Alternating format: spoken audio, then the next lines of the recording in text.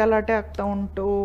ಹಾಗೆಲ್ಲ ಆಗುವಾಗ, ಈಗ ಜಿಯೋಪೊಲಿಟಿಕಲ್ ಟೆನ್ಷನ್ ಆಗುವಾಗ ಎಲ್ಲ ಅಂದರೆ ಸೆಂಟ್ರಲ್ ಬ್ಯಾಂಕ್ಸ್ನವರು ಜಾಸ್ತಿ ಗೋಲ್ಡಲ್ಲೇ ಇನ್ವೆಸ್ಟ್ ಮಾಡ್ತಾರೆ. ಯಾಕಂದರೆ ಈ ಪೇಪರ್ ಫಾರ್ಮ್ ಅಂದರೆ ಬೇರೆ ಇನ್ವೆಸ್ಟ್ಮೆಂಟ್ಸ್ ಎಲ್ಲ ಅಷ್ಟು ರಿಟರ್ನ್ಸ್ ಕೊಡೋದಿಲ್ಲ.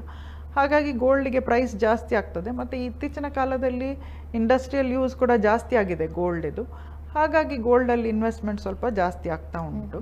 ಹಾಗಾಗಿ ಅಂದರೆ ನೀವು ಎಲ್ಲ ಹಣವನ್ನು ಒಂದಕ್ಕೆ ಹಾಕಿಡಬಾರ್ದು. ಅಂದರೆ ಇಂಗ್ಲೀಷಲ್ಲಿ ಒಂದು ಮಾತುಂಟು, don't put all your eggs in one basket ಅಂತ. ಸೊ ಒಂದು 10 to 20% ಅಂದರೆ ನಿಮ್ಮ ಈಗ 100 ರೂಪಾಯಿ ಹೂಡಿಕೆ ಮಾಡೋದಾದರೆ ಅಂದರೆ 10-20 ರೂಪಾಯಿ ಚಿನ್ನದಲ್ಲಿ ಹಾಕ್ಬೋದು. ಉಳ್ದದ್ದು ಸ್ವಲ್ಪ ಬೇರೆ ಕಡೆ ಹಾಕಿದರೆ ಒಳ್ಳೆಯದು.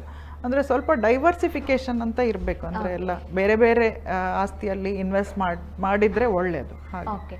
ಅಲ್ಲ, ಗೋಲ್ಡ್ ರೇಟ್ ಹೆಚ್ಚು ಕಮ್ಮಿ ಆದರೆ ಆಬ್ವಿಯಸ್ಲಿ ವೇರಿಯೇಷನ್ಸ್ ಇರುತ್ತೆ. ಬಟ್ ನಾರ್ಮಲ್ ಫಿಸಿಕಲ್ ಗೋಲ್ಡ್ಗಿಂತ ಸೇಫರ ಅಂದರೆ ಫಿಸಿಕಲ್ ಗೋಲ್ಡ್ ಕೂಡ ನೀವು ಈಗ ಒಂದು ಕ್ರಯಕ್ಕೆ ತಗೊಂಡ್ರಿ, ನೀವು ಪುನಃ ಹೋಗಿ ಮಾರುವಾಗ ಆ ದಿನದು ಎಷ್ಟು ರೇಟ್ ಉಂಟು ಅಷ್ಟೇ ಸಿಗ್ತದೆ.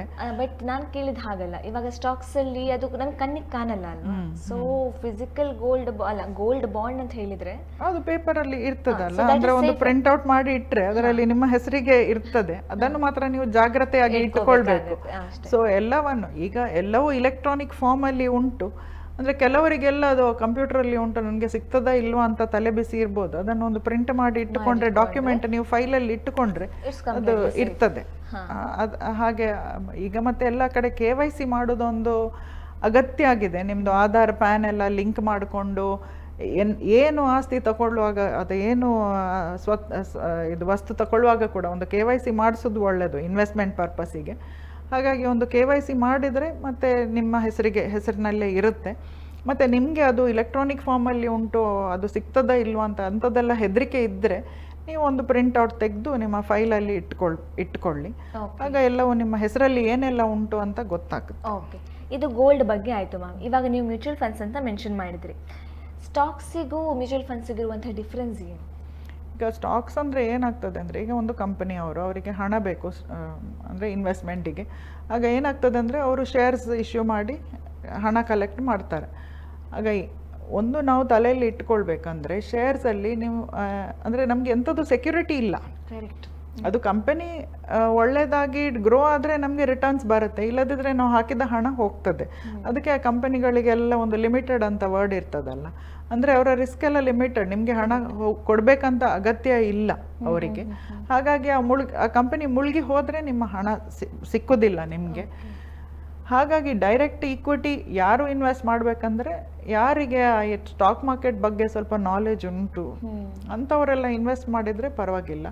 ಮತ್ತು ಸ್ಟಾಕ್ ಮಾರ್ಕೆಟಲ್ಲಿ ಇನ್ವೆಸ್ಟ್ ಮಾಡೋದು ಹೆಚ್ಚಾಗಿ ಲಾಂಗ್ ಟರ್ಮಿಗೆ. ಯಾಕಂದರೆ ನೀವು ನೋಡಿದಾಗೆ, ನೀವು ಹೇಳಿದಾಗೆ, ಈಗ ಸೆನ್ಸೆಕ್ಸ್ ಅಂದರೆ ಅದೊಂದು ಇಂಡಿಕೇಟರ್, ಅದು ಮೇಲೆ ಕೆಳಗೆ ಹೋಗ್ತಾ ಇರ್ತದೆ. ಹಾಗಾಗಿ ಅಲ್ಲಿ ಈಗ ಸ್ಟಾಕ್ ಮಾರ್ಕೆಟಲ್ಲಿ ಯಾವುದು ಟ್ರೇಡ್ ಆಗೋದು, ಈಗ ಒಂದು ಇನ್ಫೋಸಿಸ್ ಅಂತ ಒಂದು ಕಂಪನಿ ಉಂಟು, ಕೇಳಿದ್ದೀರಲ್ಲ. ಈಗ ಅವರು ಹಣ ಬೇಕಾಯಿತು, ಶೇರ್ಸ್ ಇಶ್ಯೂ ಮಾಡಿದರು, ಹಣ ತಗೊಂಡ್ರು, ಮತ್ತೆ ಅದನ್ನು ಲಿಸ್ಟ್ ಮಾಡಿದರು ಸ್ಟಾಕ್ ಎಕ್ಸ್ಚೇಂಜಲ್ಲಿ. ಈಗ ಸ್ಟಾಕ್ ಎಕ್ಸ್ಚೇಂಜಲ್ಲಿ ನೀವು ತಗೊಂಡು ಮಾರಿದರೆ ಎಲ್ಲ ಇನ್ಫೋಸಿಸ್ಸಿಗೆ ಹಣ ಹೋಗೋದಿಲ್ಲ.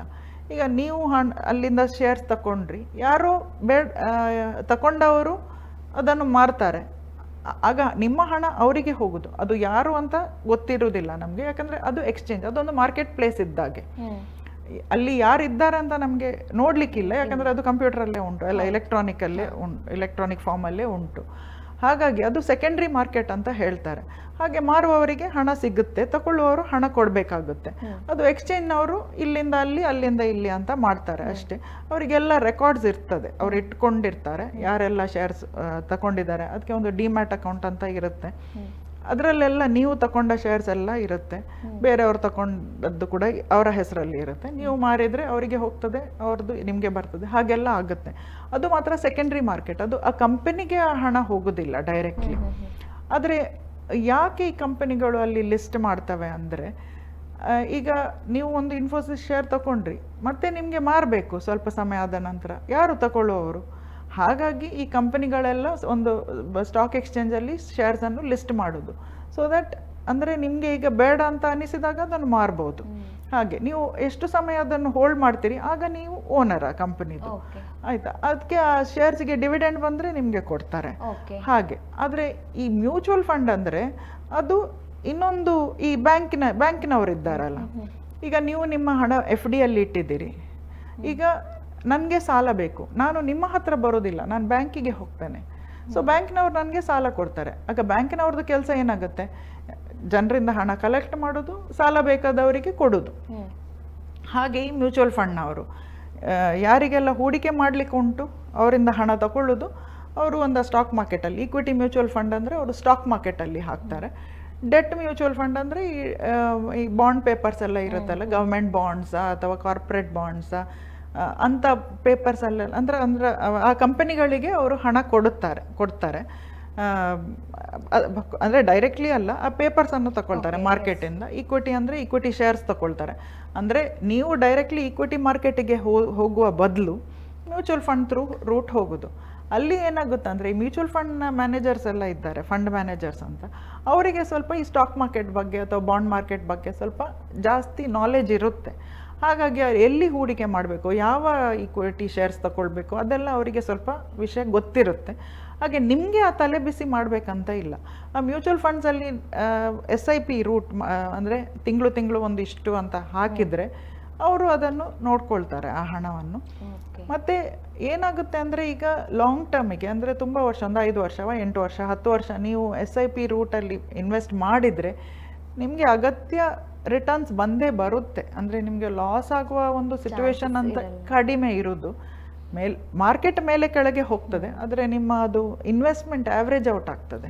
ಬೇರೆ ಬೇರೆ ಕಡೆ ಹೂಡಿಕೆ ಮಾಡಿ ಅದು ಮತ್ತೆ ಮಾರ್ಕೆಟ್ ಮೇಲೆ ಹೋಗುವಾಗ ನಿಮಗೆ ಸ್ವಲ್ಪ ಕಡಿಮೆ ಯೂನಿಟ್ಸ್ ಬರ್ಬೋದು, ಕೆಳಗೆ ಹೋಗುವಾಗ ನಿಮಗೆ ಜಾಸ್ತಿ ಯೂನಿಟ್ಸ್ ಬರ್ತದೆ.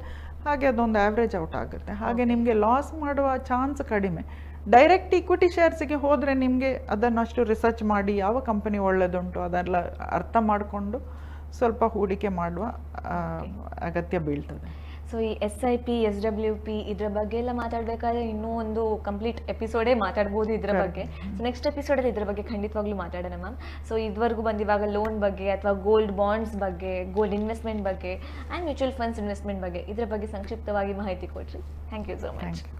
ಸೊ ವೀಕ್ಷಕರೇ, ಇಂದಿನ ಸಂಚಿಕೆಯಲ್ಲಿ ಲೋನ್ ಬಗ್ಗೆ ಮಾತಾಡಿದ್ವಿ. ಲೋನ್ ಯಾವಾಗ ಮಾಡಬಹುದು, ಯಾವಾಗ ಮಾಡಬಾರ್ದು, ಗುಡ್ ಡೆಟ್ ಅಂದರೆ ಏನು, ಬ್ಯಾಡ್ ಡೆಟ್ ಅಂದರೆ ಏನು, ಅದರ ಜೊತೆಗೆ ಗೋಲ್ಡ್ ಇನ್ವೆಸ್ಟ್ಮೆಂಟ್ ಅಂದರೆ ಯಾವ ರೀತಿ ಮಾಡ್ಬೋದು, ಮ್ಯೂಚುವಲ್ ಫಂಡ್ಸ್ ಅಂದರೆ ಏನು, ಸ್ಟಾಕ್ಸ್ ಅಂದರೆ ಏನು, ಇದರ ಬಗ್ಗೆ ಎಲ್ಲ ನಿಮ್ಗೆ ಒಂದಷ್ಟು ಮಾಹಿತಿ ಸಿಕ್ಕಿದೆ.